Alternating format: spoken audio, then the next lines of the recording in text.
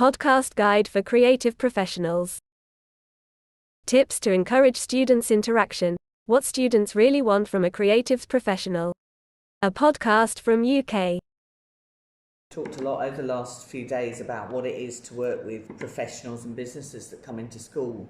And I know in terms of creative professionals, I don't think we see them any differently in terms of how we engage them. So I think it's worth just giving a few tips now about what actually works in schools. Definitely.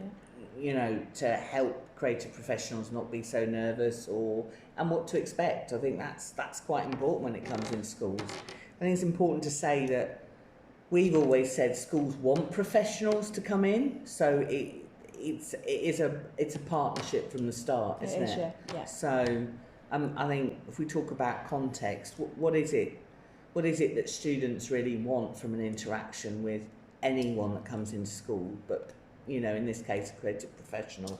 I think the main thing is about building students' knowledge on that creative professional. So we need to be thinking about a creative professional to already ask the students what they know about the sector that they're in, and start sharing stories with examples of the work and the past work. Students might have seen your work on billboards, on the TV, on Instagram, on social media. So I think it's really, really important to start engaging with students about what they already know about the artist or their work.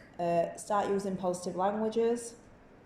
Avoid things like don't and no, and accept answers as positive answers from students, because they are quite inquisitive. They wouldn't mean to offend in any way, but they might be disengaged if they don't know a lot about that subject area. So that's why it's really, really important to open up with examples of your work. Be yourself. You know, we're all friendly working in schools. Our kids are amazing with visitors in schools. They love seeing different people, and just be a positive role model. Be mindful of different students' needs. There'll always be a teacher in class with you. You'll never be on your own in a classroom at our school with students. Teachers will absolutely sort out any behaviour issues. There never is any, but be positive and speak to the teacher beforehand about any concerns that you've got.